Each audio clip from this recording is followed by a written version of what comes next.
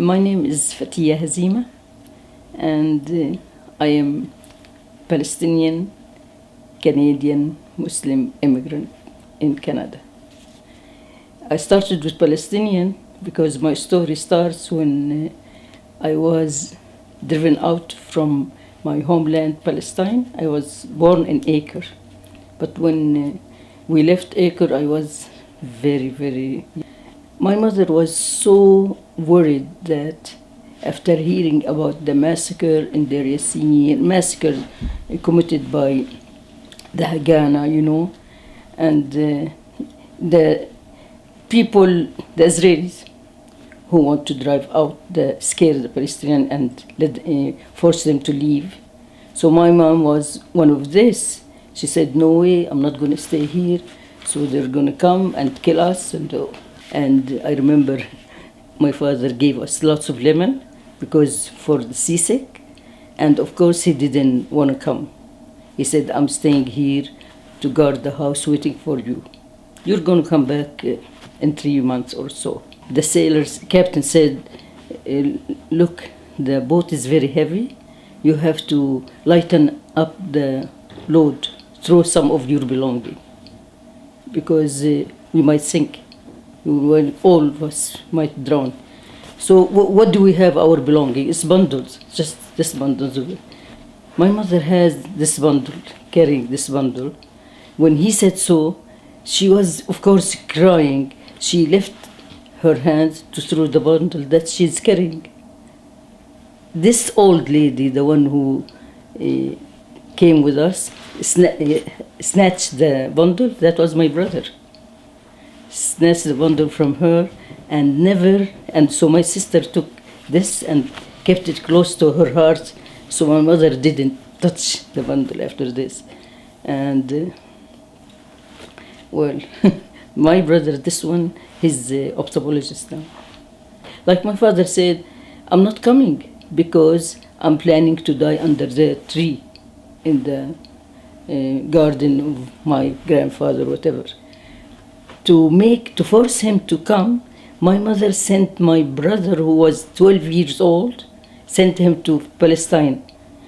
So he came, and we stayed in Lebanon for a while. Like every Palestinian family, you see, you are displaced. You don't know that you are settling somewhere. We are always, our eyes on Palestine. We're going to go back.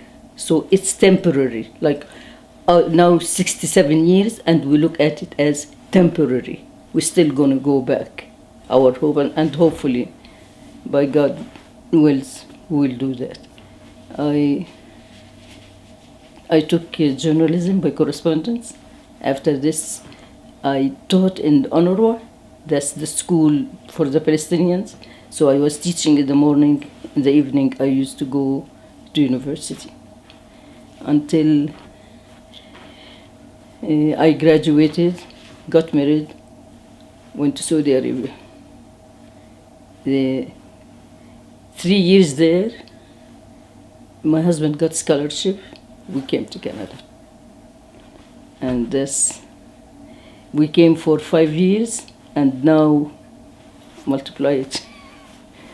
I have my 4 children, and I taught all my children that we are Canadian, okay, but we are Palestinian first, and taught them the history.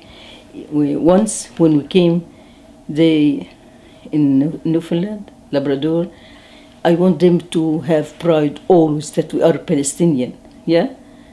So it was a festival, and I dressed them all in Arabic Palestinian things, and they went on the truck. It was a very bad experience for them. Why? Because the people on the sides, they were telling them, go home. Can you believe it? We want to go home. Help us to go home. Yeah, I mean, there is lots of this stereotype sometimes, you find it. And it hurts, but we are survival. We have a right. We feel strong. Nothing can get us down, We are strong, and we know one of these days we're going to have our land. I go to volunteer in schools and any function, I try to explain this. We want peace, but we want just peace. Yeah? So this is one of my main activities, really.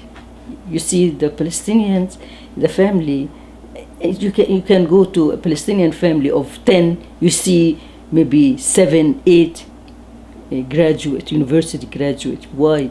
Because we know that that's our weapon. We want people to understand us, because ignorance is, everybody's enemy, right? And if somebody is ignorant, he'll become racist. But when you talk to somebody and explain, they sympathize with you. Understanding is the key. I find really, really good feedback from the people I talk to, really. So I plan to continue doing that. Whenever I go, I just, I am Palestinian. Look, I have my Palestinian necklace. So this is inviting people. What's that? That's Palestine. That's my homeland,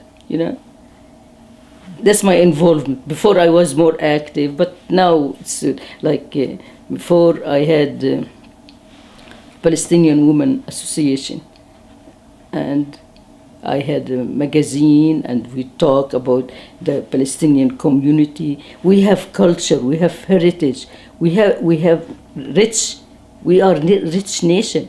We do, but these circumstances, they are trying to suffocate us, and stigmatize everything the Palestinians do, because there is double standard.